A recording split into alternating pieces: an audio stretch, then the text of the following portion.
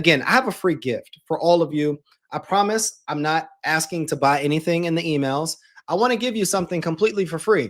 So if you just go to upgrademyfundraising.com, upgrademyfundraising.com, I want to be able to provide you a 5-day course via email that all you have to do is open your email, read the email for 3 minutes a day for 5 days consecutively.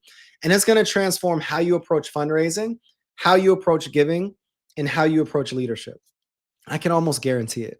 It's our experience in working with organizations around the world, and we want to be able to invite you on this journey with us. But look, it's 3 o'clock, and I am so excited to have this conversation. I'm ready for this one. I really am. I've had a conversation with both of the women that will be coming up, and man, Kari, you are a rock star. Like, you are a rock star, and Lakisha, she has some perspectives and some ideologies that I feel like are going to ruffle some people's feathers, but I believe that it's going to be such an amazing dialogue. So once they get their camera situated and I can see them, I'm going to bring them up really quickly, because this session explores how to confidently and authentically make major gift requests. Like, how do you ask for money?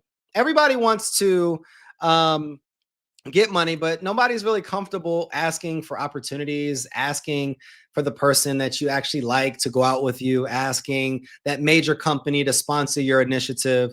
And I'm so excited for this conversation, because it's not just about how to ask, it's also what are the various things that need to happen internally that we can prepare so that we can be in position to have some of these fluid relationships and conversations as well. So I'm not going to spend too much time just talking about how excited I am.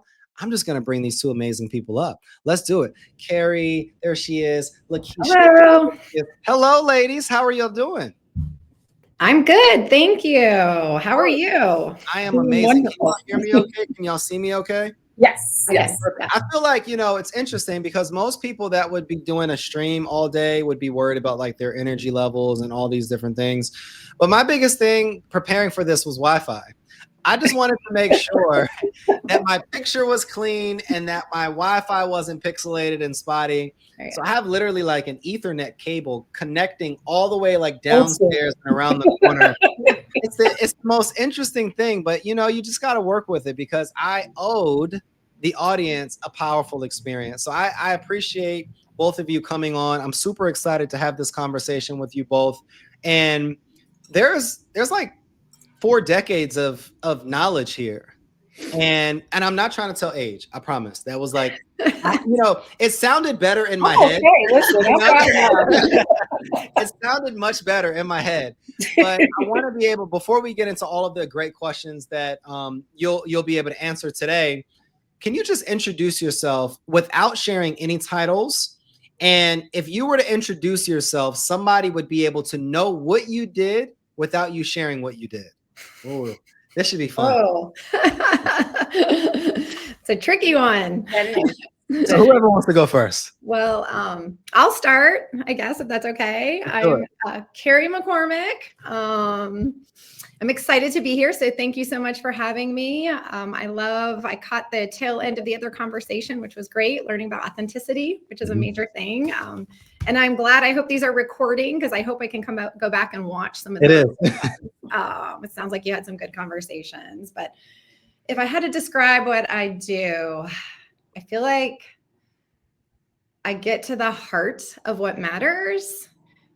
And in addition, which really doesn't go to that, I feel like a matchmaker.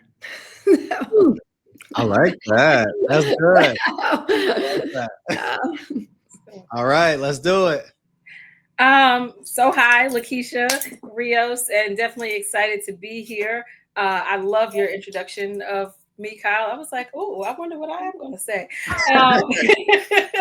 But if I had to describe kind of what I've done, what I do, it would be someone who has a creative and innovative approach to building community, to advocating for community, to seeing people, not just in their representation and what they bring to the table, right? And our representative we bring to the table, putting our best foot forward, but just seeing people for who they are and the value that they bring, and sometimes bringing out things that they didn't realize was valuable. We've had a lot of conversations today, and one of the most powerful quotes that I've heard today is, it goes back to an earlier conversation about the importance of being more without doing more. And that present-centered leadership gives us the ability to be able to transform our teams. Like, it's about presence before performance. And I believe that when we step into our ability to be a matchmaker, and when we step into our gifts, our talents, and our abilities to kind of take things outward so that we can be able to make it better, I want to be able to have a little bit of fun at the beginning of this conversation. I want to switch some things up. Okay. Why not? That's right. So, Kari, if you were matching Lakisha with anything, how would you do it? Like, how would you approach? I want to have like a tag team. You two are kind of going back and forth dialogue so that you can understand what you do, and whoever gets to the title of what that person does first wins. Let's do it. I don't have really rules, but I kind of want to just see how the dialogue would go for a second. So if I'm getting to know Lakisha, I want to know, I'm gonna have a lot of questions and be very curious about your life in general. Like, what brings you excitement? What are things that, one of my favorites is, if you could do this in your sleep, right? Like, it's something that you love, you don't get paid for it, but it's something you're so passionate about. What are those things? What are those things that excite you? And I think are you asking me to respond? Oh, no, this is happening. I didn't know I was, coming back with a question. That brings me excitement. If I could do it in my sleep, I think doing anything. I am a creative at heart, and I guess I'll kind of share that piece. Absolutely. Dance has been something that's always been a part of what I do, but I've also had this kind of, which also brings community, right? It is about engaging. It's about trusting others. Can be a very individualistic art form in some capacities, but it is also about trusting the one next to you, trusting people coming in, building this connection. And especially when you go into the world of cultural dance, right? Which is something I currently do as well, that it is bigger than self. It is about a larger community. It is respecting the traditions of that community, which you may or may not be a part of, and understanding your space in that sense as well, when to kind of back up and just observe and respect, and when you are invited into that space. And I think that has translated into what I do as well, right? I really enjoy being in spaces, kind of seeing people be their best, seeing people be happy about what they're doing, enjoying what they're doing, really have a heart and passion for what they're doing. So if I can have fun, if I can kind of be able to share, and that it is a very reciprocal experience. It always feels good coming out of it, where I can learn and you can learn as well, void of title, void of status in every way imaginable, but just really being able to come together and experience each other. So I'm excited to hear about dance. Can you tell me a little bit more about, like, were you a dancer when you were young? Were you a dancer, all growing up as you got older? Like, tell me more about that. All the above. Okay. So started dancing when I was 4. Okay. It basically started from a wedding I went to, family member's wedding, And my mother was like, no, we will not go through life looking like this. We're going to take you to dance class. But I was excited and had all the energy and just was loving whatever I was doing. And I look back on the video now and I'm like, what in the world? Thank you. I appreciate you. And that continued, right? Kids on the dance floor are the best because they're like uninhibited. Yes, we were enjoying our lives. My family was kind of like mortified as to what was happening on the floor. And I ended up going to dance school, really enjoying it to the point that my sister decided she no longer wanted to do it, but I continued and well beyond my friends. Went to high school for it. LaGuardia High School Performing Arts, LAG, in Manhattan, New York. And do you mind me asking if there's a certain style of dance you liked more? Like, were you drawn to one versus another, or modern? Modern, okay. I just like the structure, but also the freedom that there was in it. Okay. And enjoyed it more when I got to, in a different way, when I got to high school. Okay. And kind of really learned a different style and technique. And that turned into going to college for it. Nice. And getting a degree in it. And just that, I mean, that's kind of where that piece came in, and it still lives on today. I primarily do West African. I'm a part of a West African dance company here in Charlotte, and to see that. We'll still perform and take classes on a weekly basis. Okay. Now, Kari, first, I'm using some of these techniques. What were you looking for? So I'm looking for, well, first, especially because I'm jumping into this, there's no background from my job. Like, I can't connect to anything. So I'm looking for to find out what excites her, what is, I want to learn all about her and be curious, find out anything. And what I'm looking for that spark of something that's she's truly passionate about. So anybody I meet is, where do I find that person can keep talking and they're smiling and they're so excited? And when I find that, it's then trying to align that and see for, okay, in my position now, is there something, do we have a mission where we're at, or an investment area that aligns with somebody's passion, where down the road we can explore that? But I'm looking for what excites the person I'm with, what speaks to their heart. That's good. That's good. Now, Lakisha, your turn. Let's do it. All right. So, Kari, understanding time is a commodity, right? It's something we can't get back.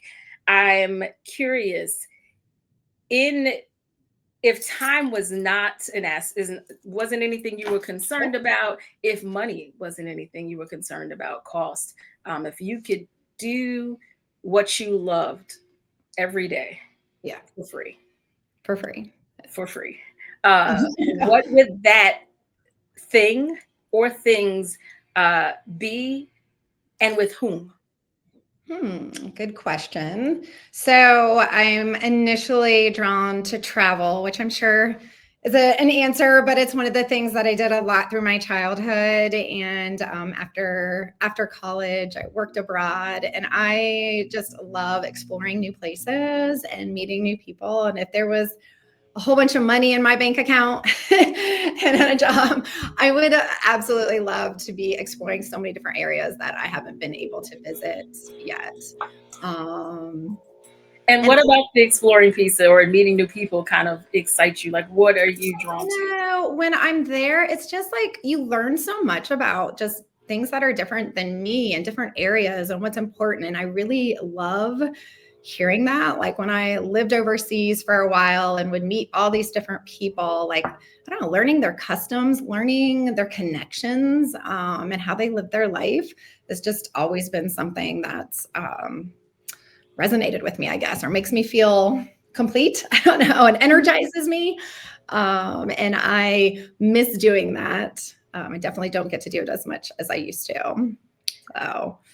So it seems like you've kind of got this travel bug as a young child. Who instilled that in you? Like, was it something that your parents talked about, or kind of just took you to? You know what? It's funny. My family, we took small trips, but we didn't do large, trips overseas. The first time I ever was able to travel overseas was right after college. by myself with a friend of mine from school, not by myself, with a friend from school. And we did a work abroad. And it's just, I don't know, from when I was little, it was just something that I always thought about. I'd see pictures of different areas and see people and places and things I've never seen.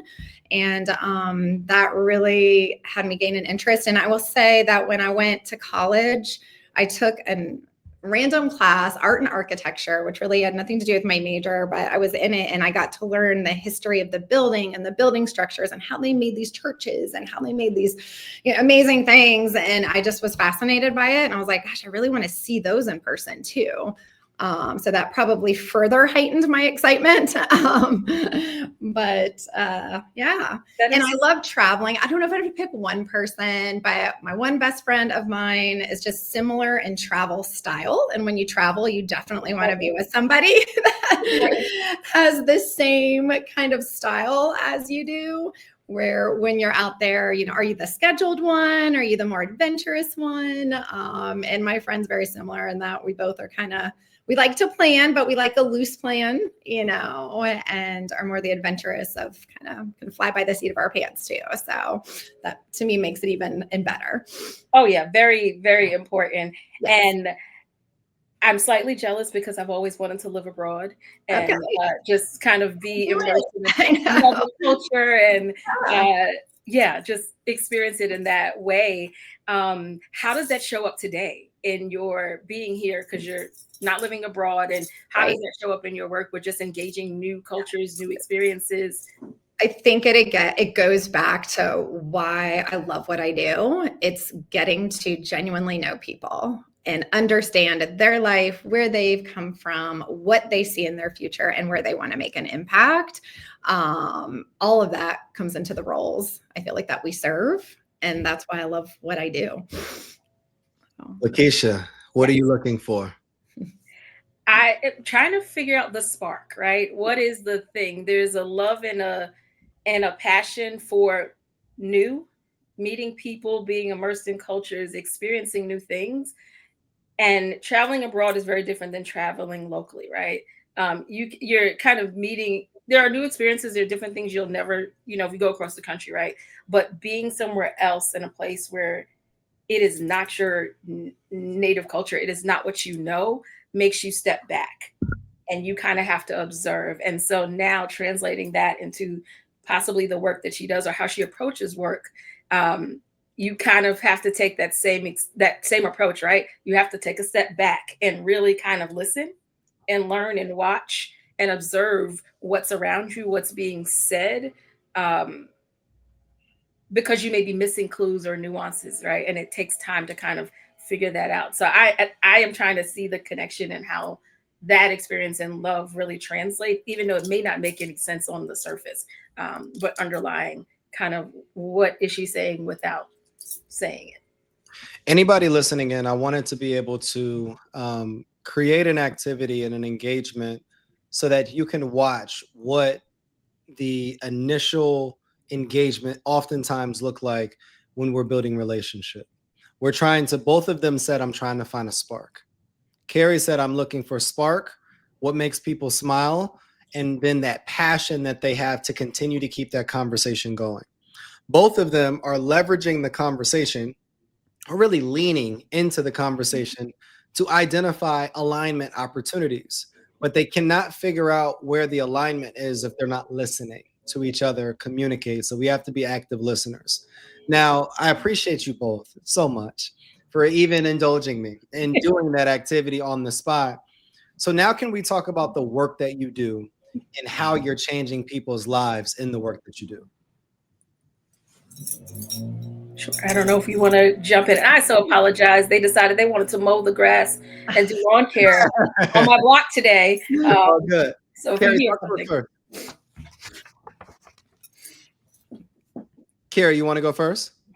Yeah, I can go first. So, for me, we're looking for the impact that they want to create. And we're looking for, when we're talking about what really matters to people, where do you find what they align with,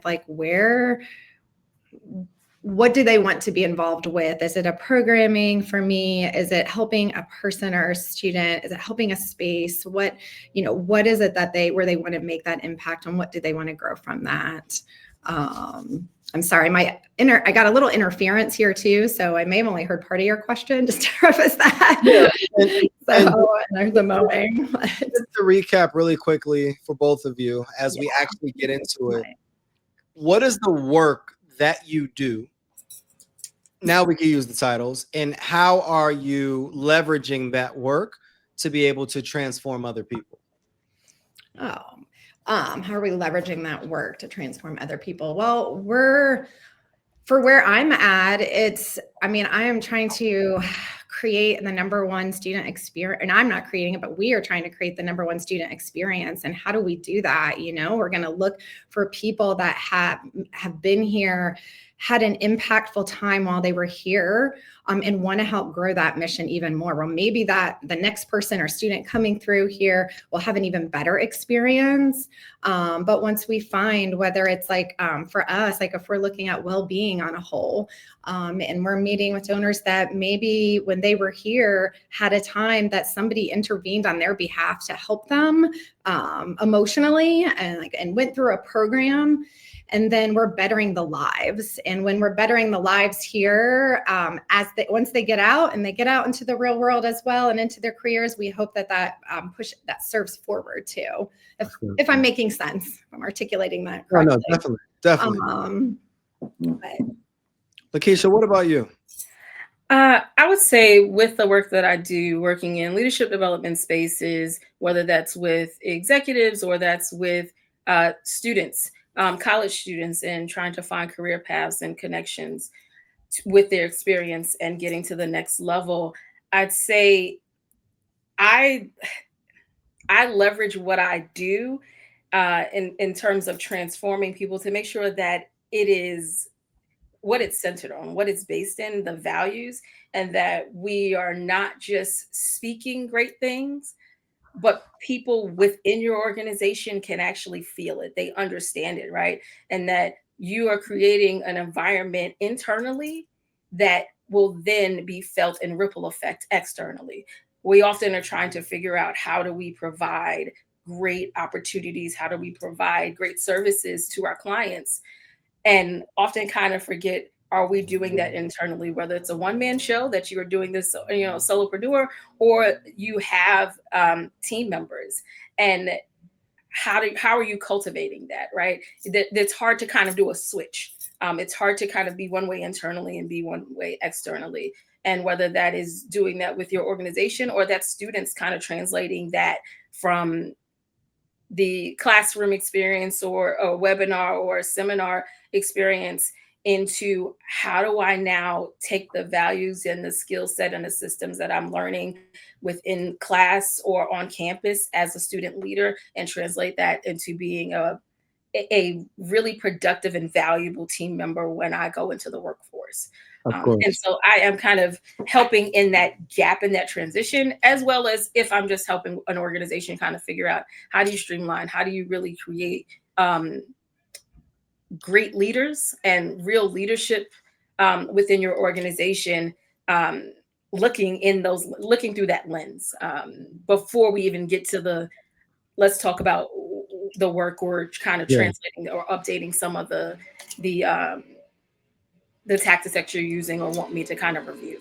Of course. Kari, this question's for you. What kind of research or preparation do you do before making a major gift ask? And how do you tailor that specific research individually to the donor experience?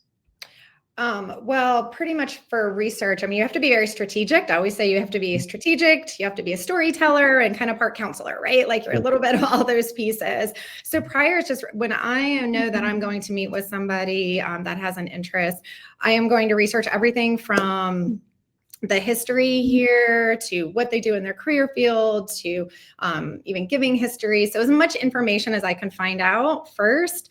And then I always look at, like, when I leave that conversation, what it was my goal, like what did I want to accomplish from that meeting? So kind of work backwards, just like you would in life, right? If you have a goal, Yep. like this is where I want to get, how am I going to get there? So from all of that research before the meeting, so when I go there, I can already have a little bit plan of some specific questions I may want to ask to start the conversation, of course.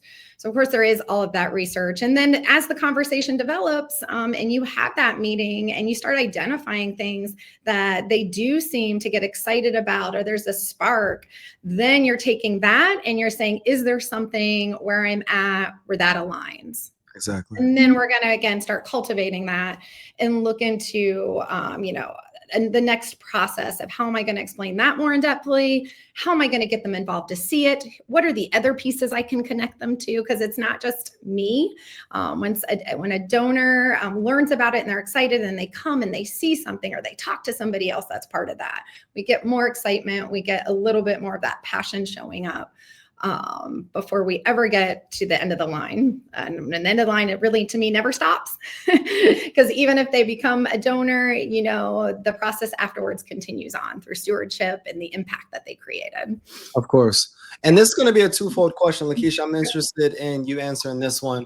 And the work that you do, like, how do you, I know that you mentioned earlier that you work and consult with organizations on how to approach their own organizational goals and effectiveness as well. How do you do that work? Let's say I'm an organization that wants to work with you, that wants to implement this work. Where do you start, or where would I start in implementing the various results that you provide for organizations? I think it's the same, in some respects, it's the same way that you would approach an outside organization, right? And you're going to make that ask. One, understanding your organization, knowing who your people are, knowing what they do, knowing what where they're at right now, especially if there's some change happening within the organization. Most times people fail to do that level of work. They fail to kind of think from that lens. They assume they know. And kind of, have you asked? Have you done any surveys? Like, what are the people saying?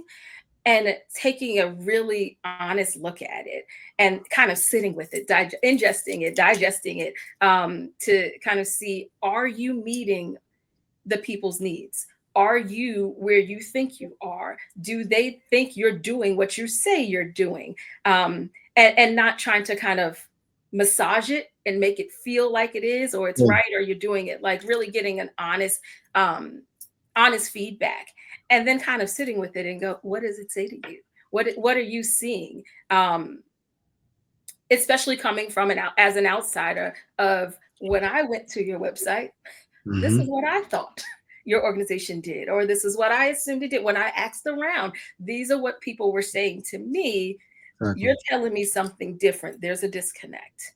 And so if I am speaking to your employees and they're saying something different too, there's the through line is missing. The thread is missing. We are missing the mark. And some of it is a heavy lift, right? Some of it is just, we haven't revamped what we've said we do or how we are going to do it in a really long time. Some of it is we did, but we just haven't communicated it right. Yeah. Or people are not moving and doing it in the manner in which we assume they are. And so it's ensuring that from the top down, the messaging is clear, the messaging is the same, but also as you kind of get to some of those, you get through the line, understanding what it takes to do the work that you say that you're doing, and is there disconnect in that? Of course. And we're going to do a quick rapid fire exercise. I put me in the middle because I'm going to go left and then I'm going to go right. And then I'm going to go left and then I'm going to go right. So this should be pretty fun. Kari, to my left, what's one strategy you would teach a new fundraiser to make them more confident in their ask? I always say just be curious and be authentic. And I don't know if that's a strategy, but it's so real. Like, I think, like, get out of your head and just be like, if you're in a normal conversation, how would you ask? What do you want to know? Because once you have that and the nerves, like if you're new and you're nervous about meeting people, like plan it out first, and that might give you a good starting point. So maybe that's what I'd say, like map out your questions, do your research. So when you walk in the first time, you at least feel mentally prepared, so you can naturally have some of those questions start flowing, and then the nerves will ease, and then hopefully the conversation will develop naturally. That's good. Lakisha, it's on you. Can you oh no, different question. Okay. I'm ready for y'all. When you think about the work that you do, what is one strategy that organizations can implement so that they can be more effective?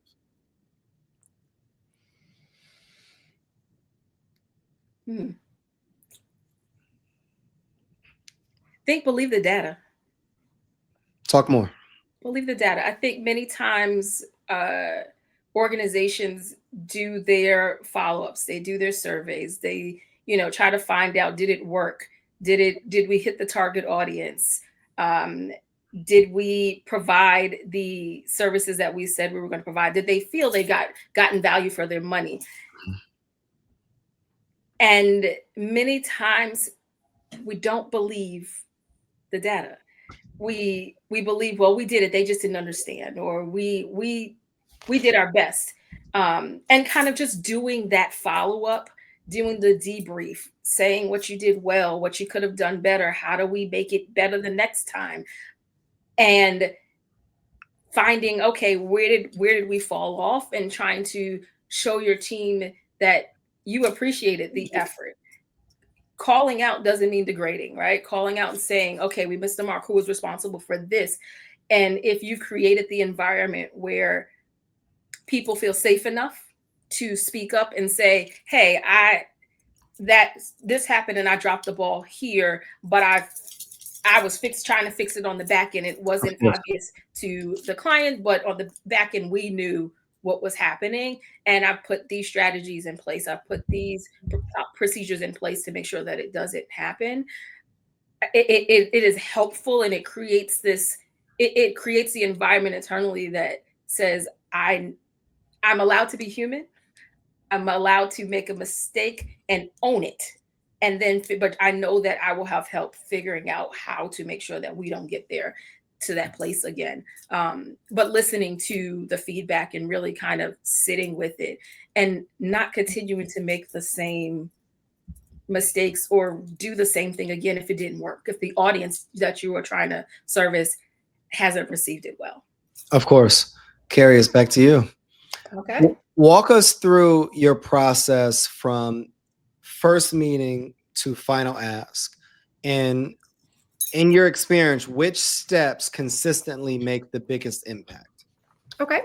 So first step would be discovery, what we call discovery. It's, learning about the prospective donor, what excites them, all of that history. So and discovery to me is usually one, sometimes two meetings, depending on how far you get along in that conversation, before you decide, have we found something? Is there a spark? And is there something aligned that we can move forward? And then the next one would be we call qualifying.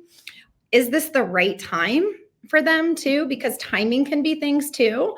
Where are they in life? If they're passionate about that, are they ready to learn more? Is this something down the road that, we just want to put in our back pocket for later? So we want to qualify, and then cultivation. And cultivation can last, I always say, depending on how, what priorities you're talking about, and how in depth we're getting things, that can last, sometimes 6 months, sometimes longer.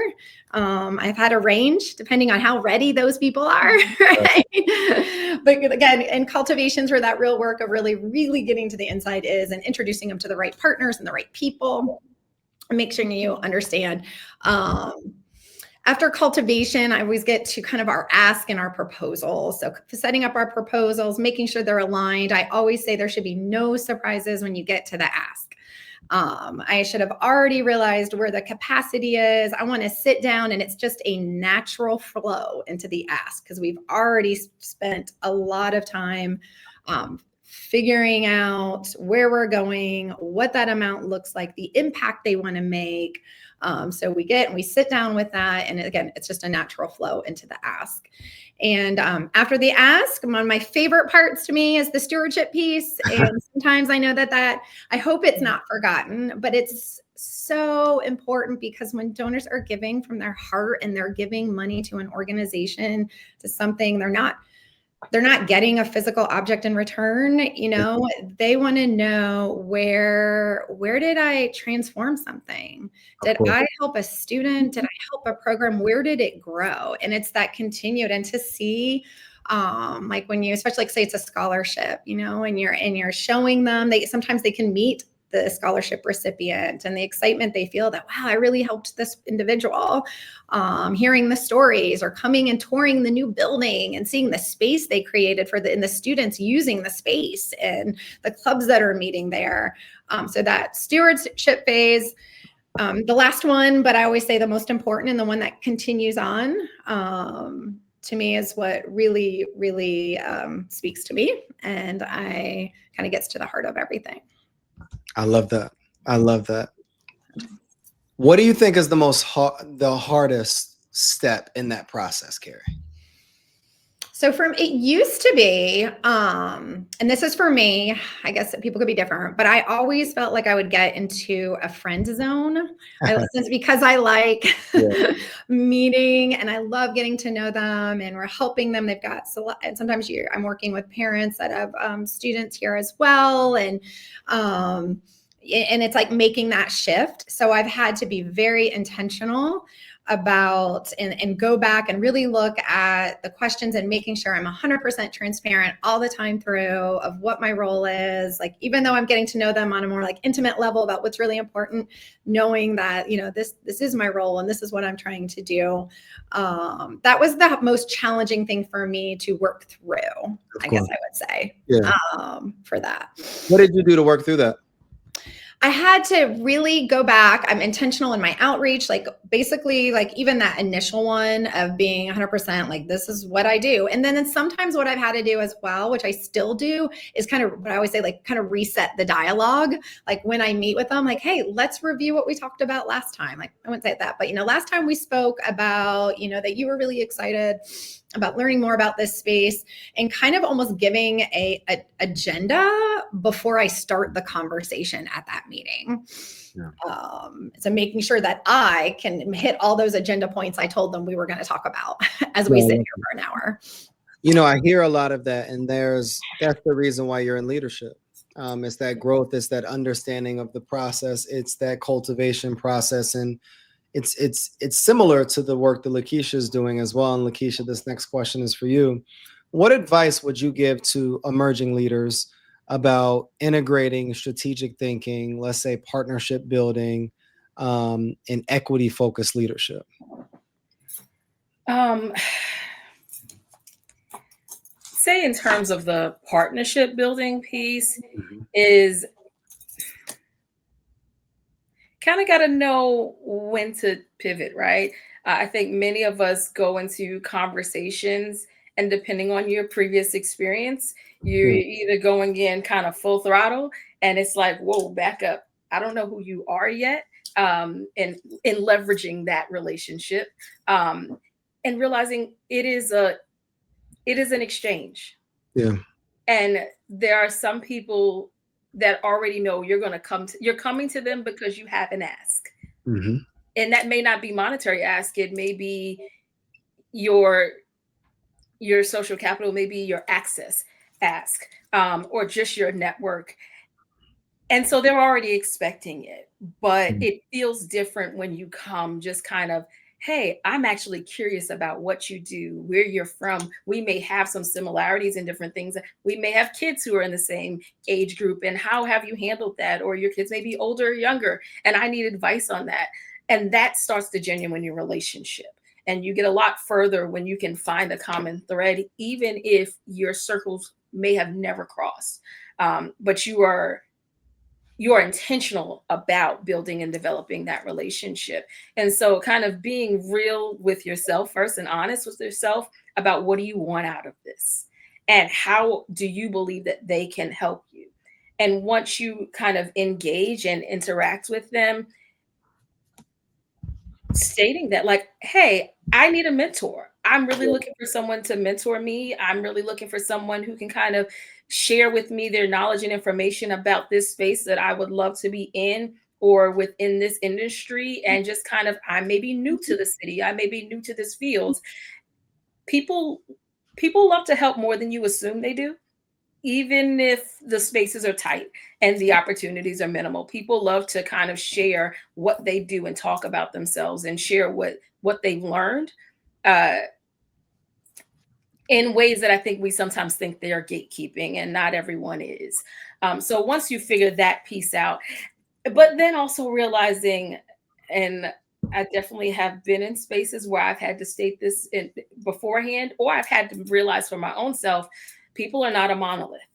And so you wanting to kind of be in a space, making sure that the space that you're in, if you get there and you realize there's only one of, and one of, count the many one of things, how are you being intentional about ensuring that the space feels welcoming, that you are inviting new people into that space that do not look like you, haven't been where you've been, don't know what you know, or don't have access to what you have access to, but have bring value to it?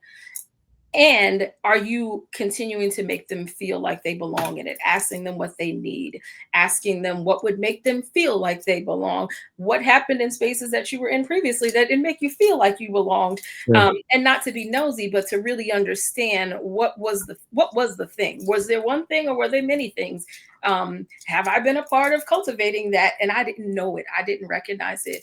And again, not making them the monolith or the resident expert in it, but really just being curious about it.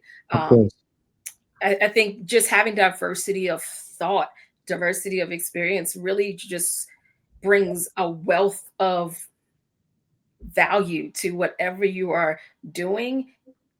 I would say I want to make sure that I am not the smartest person in the room, that I have other people who are filling the gaps, the things that I don't know, the things that I can't get to, the things that I have no reach for, that I want to fill those spaces with people who do, because we are all now learning from each other. And I'm going to continue to help you grow just as you're going to help me grow. I appreciate that so much, Kari. This reminds me of something I wanted to bring up in the conversation about objections, right? Because we're always met with some type of barrier, some type of hesitation, some type of objection. How do you handle objections, hesitations, or sensitive topics during a major gift conversation? Yeah. Well, I think first and most importantly is really listen and make sure that they feel heard, that you have heard what their objection is or what they're upset about. Acknowledge it. If they're upset about something and there's next steps to take, like do those, and so that they understand that you really care about whatever is on their mind or upsetting them, and you're going to take the steps to overcome that. If it's an objection about, like, listen, the ones that I get a lot is, I don't know if there's enough, I can give enough to make the impact I want. And then, you hear that, but let's break it down. Okay. Let's break down what impact would you get for this? And really look at the numbers to show them that you're still going to make an impact.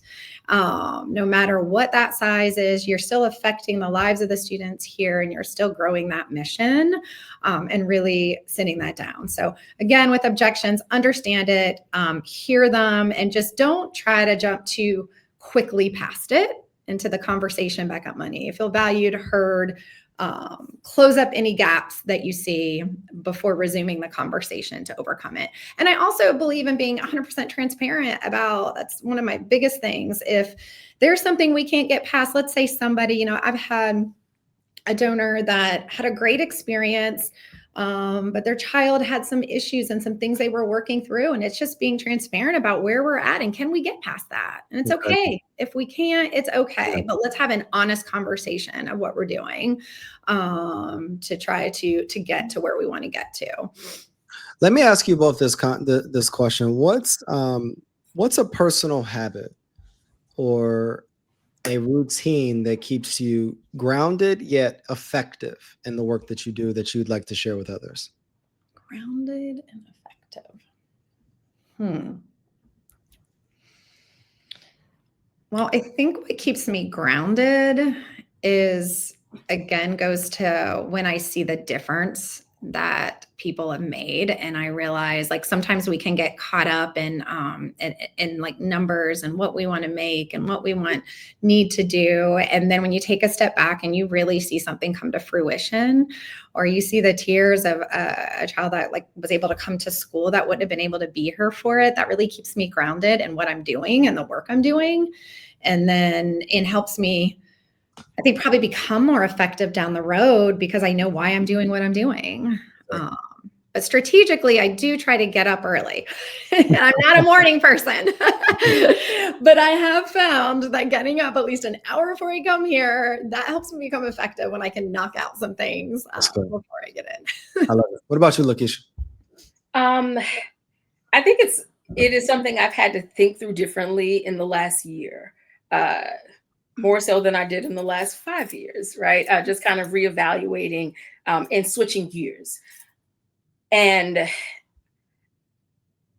I think even more so with the board's work that I do currently, I've had to remind myself, one, I belong in the space. I've earned the right to be here. I've done the work to be here, and I don't have to quantify or qualify myself with others, right? And it's kind of a level setting space. I used to say, oh, dealing with imposter syndrome. And I remember hearing someone say, imposters don't believe that they can't do it.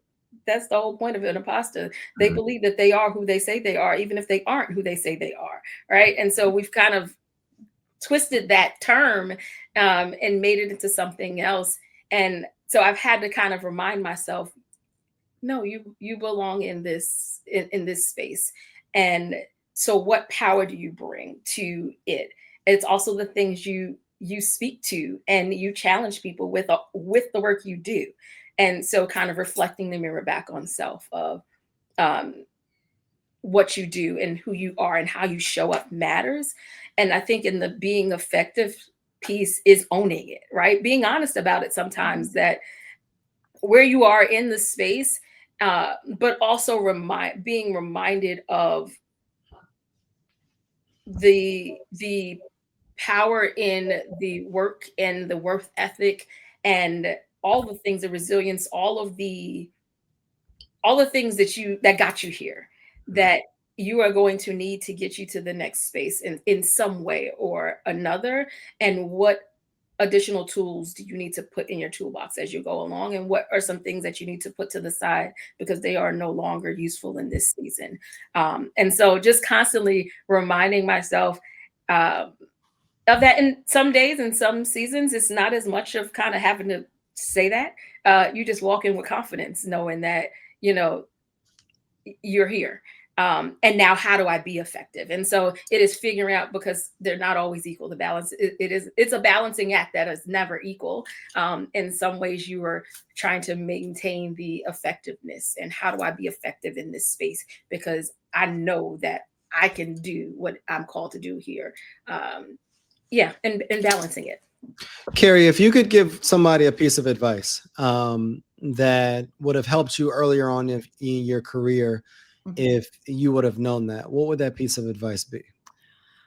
I would say, for me, I think I got caught up in and I'm going to piggyback off what Lakisha said about imposter syndrome, because I think that's a real thing for some of us, especially when we're starting something new. We feel we're not good enough. I mean, that's how I did. Like, oh my gosh, when I first started out, I haven't done this. And so I love your definition of that. So thank you for that. Anyway, it's just reminding us that we are here for a reason, and there's skills that people saw in us, even if we're just starting out, that they see are going to make us successful. But for that advice, I would just say, don't look so much, because we all have these metrics that we're judged by at the end of the year. And I think, and I got in my head of like having to reach this goal. And I I want to remember, and people say that don't, like, yeah, you got to remember that and know that that's there. But if you really just focus on being true to yourself, being authentic, and building those relationships, because relationships will ultimately build trust, and that trust will build that generosity. And in the end, you will make it, but focus on that and don't lose sight of that, because that's always been important to me. But I feel like it's easy to kind of lose sight of that when you first start out and you're not as confident and you're looking at things you're going to be measured by, and realizing that's not why we do what we do.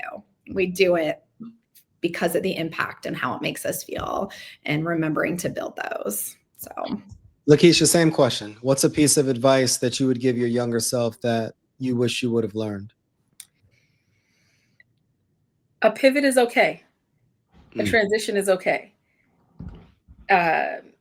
Some pivots are larger than others, but it doesn't mean failure. Sometimes it just means you finally got it, or it was time to change. Like, you needed this piece of the story, you needed this piece of your experience, the work that you've done, in order to do the next thing. It may not make sense. It may not make sense to others, but it's necessary. And so don't get lost or kind of a little dazed by how do these things work. Of course. It's going to, and it's never too late. It's never too late. I remember telling myself at 24, I'm too old to go back and finish my degree. And I believed that for a long time. Yeah. And I worked in different ways to do it, but it felt like it never would happen. Yeah. And multiple degrees in between, certificates, all the things in between. But the day I crossed the stage with my actual undergrad was almost 20 years difference. And old me would have been like, what the hell? Why did it take so long? What are you doing? But life was happening, and all of that experience, all of that time in the middle has served me in what I now do. Now I use that to speak to the things. And had I not had that, I wouldn't be able to speak to adult students in the way that I've been able to speak to adult learners. For those who have transitioned, I wouldn't be able to have the conversations that I've had. And so, yeah, just like, it's all useful. It may not feel it in the moment, but it will all be useful. What are you going to do with it? That is, both of your perspectives are very enlightening. And for anybody listening, and again, whether you're listening to the live or the recording, I want you to take one conversation that you're nurturing and think about how you can deepen trust. I want you to take one relationship that you're building, and I want you to align your approach with purpose. I want you to make your ask, whatever that ask is, both confident and authentic. And remember that the most transformative contributions that we can make in life are when relationship, vision, values, leadership, and just moral character intersect. And ladies, you've reminded us that when we approach fundraising and mission-driven organizations with intentionality, with equity, and with care, we don't just secure major gifts, we create lasting impact in the people that we were supporting. So I just want to say thank you. I want to say thank you for inspiring us to lead with heart, for leading with strategy, but then also being courageous. Where can people find you all online? Well, definitely on LinkedIn. You can find me under Lakisha Rios currently, just for kind of anything that I have been working on. And staying connected there is probably the best way right now to do that. Perfect. Yep, same for me. LinkedIn is probably the best way to find me and stay connected.